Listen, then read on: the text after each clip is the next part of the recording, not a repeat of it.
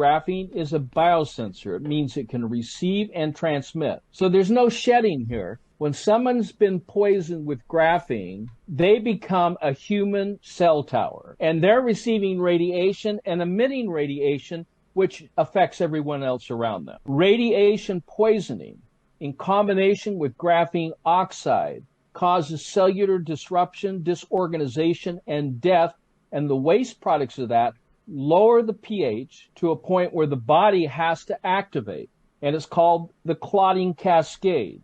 And the clotting cascade that's taking place is to try to prevent internal bleeding from the damage of this declining pH caused by the radiation and amplified by the graphene oxide. So simply, when we understand that the flu is not a disease and it's not viral centered, the flu is a symptom of detoxification, of increasing body temperature to remove acidic waste products in order to maintain the alkaline design of the human body field, the biofield. If it doesn't, then you die. And this is what's happening to people. Their cells are breaking down because they've been impregnated with graphene oxide through inoculation, through graphene oxide is now being put in the air, in the food, in the water. I mean, and now, of course, make it even things worse, is injected. And then when radiation is present there, it amplifies this thing, which then leads to cell membrane deterioration, what is called the corona effect. And then a higher valence of that is called the spike protein effect. So red blood cells should be swimming in their own fluid.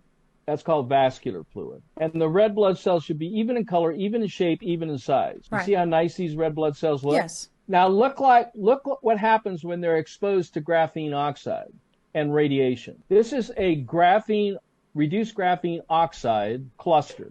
I call it a cluster bomb. And look what the blood is doing around it. It's clotting. That's what this does. Reduced graphene oxide in combination with 4G and 5G, pulsating at 2.4 gigahertz and up, causes cells to reverse their polarity, start clotting together, and they're attracted to this graphene. So they form clots. Now, if you know a little bit about the pulmonary system, red blood cells have to go in single file to get to the lungs to drop off their waste products, lactic acid, carbon dioxide, whatever it is. And they have to go in single file. They can't go in to drop off and pick up oxygen if they're all clotted together. This is what causes oxygen deprivation. These are red blood cells. See these red blood cells? Yes. Now look at them. It's like they're like giant red blood cells that have crystallized by the fact they've been crystallized with chemical and radiation poisoning. And off to the left here is ferric oxide. So these are the cells, and you can see all the graphene oxide around this. Yes. I mean, it looks like a war zone. And this is why people are getting sick.